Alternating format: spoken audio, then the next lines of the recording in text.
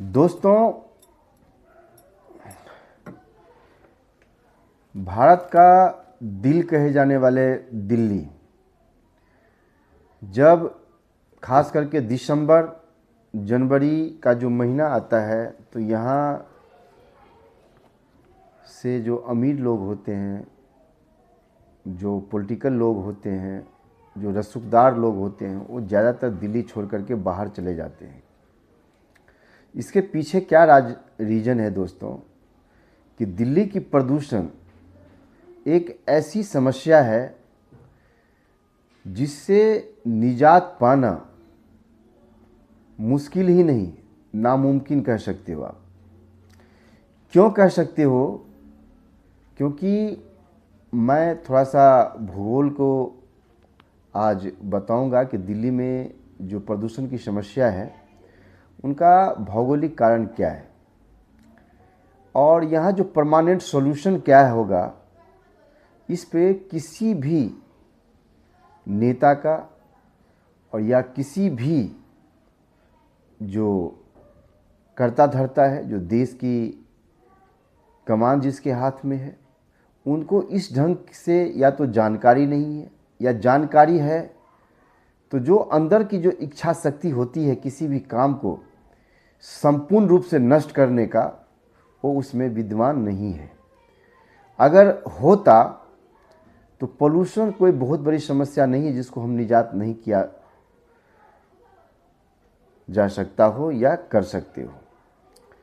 तो आज मैं दिल्ली एक चारों तरफ से दोस्तों एक बॉल का कटोरा है और जिसके कारण यहाँ जब नमी होती है, जब चारों तरफ से हवा बाहर पास नहीं होगी तो बाहर से जो हवा आएगी या बाहर जाएगी, अगर वो रास्ता ही बंद हो जाए तो जितनी भी हवाएं हैं वो धीरे धीरे पोल्यूशन अंदर में ही चारों तरफ से घूमते रहता है, बाहर निकलने का कोई चांस ही नहीं रहता है ताकि साफ हवा प्रवेश करें और आए।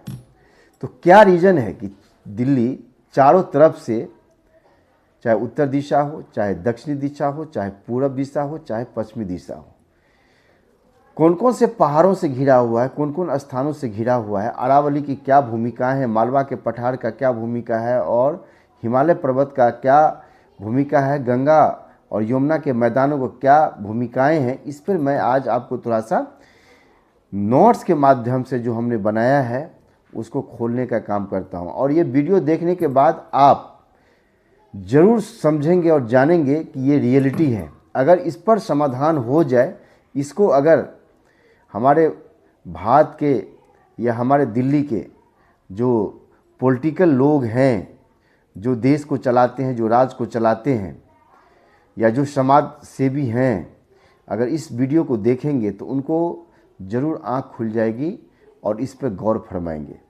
तो मैं कहता हूँ कि दिल्ली चारों तरफ से जो है दोस्तों ऊंचाई, पठार और भौगोलिक दीवारों से घिरी हुई है, इसीलिए हवा अंदर आती है लेकिन बाहर नहीं निकल पाती। इसका क्या रीज़न है? अगर हम पश्चिम और पश्चिम दिशा को देखें, हाँ दोस्तों, पहला चारों तरफ में पहला पॉइंट, पश्चिम और दक्षिण पश्चिम दिशा को देखें तो अरावली पर्वतमाला की जो श्रृंखलाएं हैं वो कहाँ से कहाँ तक दिल्ली को ये पोल्यूशन में साथ देती है या रोकती है। राजस्थान की बात करें तो अलवर और नीमराना, हरियाणा की बात करें तो गुरुग्राम और फरीदाबाद, और दिल्ली के दक्षिणी हिस्से से की बात करें तो महिपालपुर, छतरपुर और महरौली का रीछ। ये एक ऐसा इलाका है जहां दिल्ली की ऊंचाई 300 मीटर से लेकर के 600 मीटर के बीच में है। आप ध्यान दीजिए, 300 मीटर से लेकर के 600 मीटर के बीच में है। तो ये हवा जो बाहर पास होगा उसको रोकने का काम करता है। ये इतना ही नहीं, यहाँ जो पेड़ पौधे भयंकर रूप में हुआ करता था एक ज़माने में, सब काट करके इन पर बड़ी बड़ी महलें जो हमारे बिल्डर्स लोग हैं माफिया लोग हैं, ये बना करके और करोड़ों अरबों रुपया तो कमा लिए और यह कमा रहे हैं, लेकिन ग्रीनरी पर ध्यान नहीं दे पाया। एक रीजन आपको उधर क्षेत्र का पड़ता है। अगर हम बात करें प्रभाव क्या पड़ता है, तो रेगिस्तान की धूल रोकता है ये, लेकिन जब अरावली काटी गई तो वहाँ की धूल और गर्म हवाएं दिल्ली में घुस गई और हवा का जो नेचुरल फ्लो होता है वो सदा के लिए बंद हो गया, जिसके कारण अरावली जो है वो दिल्ली का दीवार का काम किया। दूसरी पॉइंट अगर हम बात करें उत्तर दिशा की, तो कहता है कि हिमालय फुट हिल्स जो है, जिसको हम शिवालिक पर्वतमाला कहते हैं, अगर देखा जाए उसका एरिया को, तो हरियाणा का पंचकुला का जो एरिया है, कालका का जो एरिया है, वो हिमालय की सीमा, उत्तर प्रदेश की तराई जो 600 मीटर से लेकर 1500 मीटर के बीच में है। इसका प्रभाव क्या पड़ता है कि ठंडी हवा नीचे बैठ जाती है, सर्दियों में टेम्परेचर इन्वर्जन होता है, जिससे क्या होता है कि धुआं ऊपर नहीं जा पाता। उत्तर से हिमालय दिल्ली के लिए ढक्कन का काम करता है, ये समस्या पैदा करती है। अगर अब हम पूर्व दिशा की बात करें तो गंगा यमुना का मैदानी क्षेत्र है। अगर जगह की बात करें तो नोएडा है, गाजियाबाद है, मेरठ का बेल्ट है। अब यहाँ समस्या क्या आती है, यहाँ ऊंचाई कम है लेकिन नमी ह्यूमिडिटी ज़्यादा है। नमी और ठंडी हवा के कारण धुआं भारी हो जाता है और वह नीचे बैठ जाता है। यह क्षेत्र हवा को फैलने नहीं देता और कहते हैं कि जो दिल्ली का एरिया है उसको रोकता है वो। अगर हम दक्षिणी दिशा की बात करें तो मालवा का पठार का प्रभाव और अरावली का एक्सटेंशन प्लेस जो राजस्थान की पूर्वी हिस्सा है, हरियाणा का दक्षिणी भाग मध्य प्रदेश की ओर है, उस इलाके की बात कर रहा हूँ। हरियाणा का जो दक्षिणी भाग है जो मध्य प्रदेश की ओर फैला हुआ है। भौगोलिक स्थिति की बात करें तो धीरे धीरे ऊंचाई बढ़ती है, खुला रास्ता नहीं मिलता, दक्षिण से भी हवा का निकासी नहीं होता। ये समस्या आती है कि दिल्ली जो है कि जो हवा है चारों तरफ से घूर करके दिल्ली में बैठ जाती है। और दिल्ली के अंदर की अगर हम बात करें खुद, तो नॉर्थ रीज की बात करें, नॉर्थ रीज का मतलब कमला नेहरू का रीज। सेंट्रल रीज की बात करें तो राष्ट्रपति भवन का जो एरिया है, और साउथ रीज का बात करें तो छतरपुर और बसंत कुंज का जो एरिया है। कहते हैं कि वहाँ जो है जंगल काट लिया गया, सड़कें और इमारतों का दीवार बड़े बड़े खड़ा कर दिया गया, तो दिल्ली का जो नेचुरल लंग्स सिस्टम है वो परमानेंट समाप्त हो गया।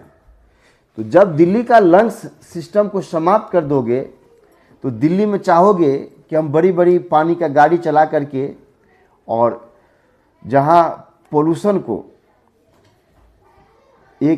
AQI यानी AQI जहाँ से लिया जाता है वहाँ हम गाड़ी दौड़ा करके पानी का छिड़काव करके हम AQI का जो इंडेक्स लेवल है उसको हम कम करके हम दिखा दें और खुश रखें, इससे काम चलने वाला नहीं है। आप चारों दिशाओं को समझें इस वीडियो के मार्फत से कि कहाँ कहाँ क्या समस्याएं हैं। तो यही कारण है कि दिल्ली में कितना भी बाप बाप कर लें वो पोल्यूशन इस हिसाब से समाप्त होने वाला नहीं है। तो समाप्त कैसे होगी इसका भी एक राज है। तो ये वीडियो को आप ज़्यादा से ज़्यादा फैलाएं ताकि पॉलिटिकल लोगों के पास जाएं, उन समाज सेवियों के पास जाएं, उन बड़े बड़े नेताओं के पास पहुँचे जिन्होंने अपनी सुख सुविधाएं के लिए एयर फिल्टर तो घर में लगा लिए हैं, लेकिन गरीब क्लास के लोग, मिडिल क्लास के लोग एयर फिल्टर कहाँ लगाएंगे। अगर आप हैं भी कि एयर फिल्टर आप लगा लेते हो तो एक रूम में लगा लोगे, दूसरे और तीसरे रूम में कैसे लगाओगे। हर सीजन के बाद एयर फिल्टर को बदलना पड़ेगा आपको। वो बदलने के लिए भी 5 से 6 हज़ार रुपया आपको खर्च करना पड़ेगा। कहाँ से करोगे? तो समस्या आती है परमानेंट सॉल्यूशन की। तो मैं परमानेंट सॉल्यूशन इसके बाद वाली वीडियो में आपको बताऊंगा, इस वीडियो के मार्फत से। तो आप इस वीडियो को देखें और समझने का प्रयास करें कि जो हमने आपको हरियाणा के इलाका, अरावली क्षेत्र का इलाका जो खनन के मार्फत से दिल्ली को बर्बाद किया। दूसरी बात, हम मालवा की पठार की बात करें, उधर क्या समस्या हैं, गंगा यमुना की तरफ की बात करें क्या समस्या, खास करके दिल्ली में सेंट्रल रीज की बात करें या नॉर्थ रीज की बात करें या साउथ रीज की बात करें, इसकी क्या समस्या है जो दिल्ली को पोल्यूशन करते जा रहा है। तो इसकी भी एक बहुत बढ़िया सॉल्यूशन है जो नेक्स्ट वीडियो में मैं लेकर आऊँगा। तो इस वीडियो को ज़्यादा से ज़्यादा आप फैलाएं, क्योंकि मेरे पास जो डिजिटल प्लेटफॉर्म नहीं है दोस्तों जिसके मार्फत से मैं बढ़िया से आपको दर्शा सकूं। तो इस वीडियो को ज़्यादा से ज़्यादा अगर आप भेजेंगे तो मैं प्रयास करूंगा, मुझे में जोश आएगा आपके थ्रू। तो इस वीडियो को ज़्यादा से ज़्यादा लाइक करें, सब्सक्राइब करें और शेयर करें, ताकि ये जो मैं चारों साइड से जो बताया कि दिल्ली में हवा बाहर क्यों नहीं निकल पाती है और चारों एरिया को मैंने इंडिकेशन करने का प्रयास किया, इसको आप बढ़िया से समझें और वीडियो को भी बढ़िया से बढ़िया फैलाएं, ताकि मैं इसका सॉल्यूशन नेक्स्ट वीडियो में लाऊं और आप कमेंट करें कि क्या मैंने सही बताया और कहाँ गलत बताया। कमेंट में बताएं। इसी के साथ जय हिंद, जय भारत।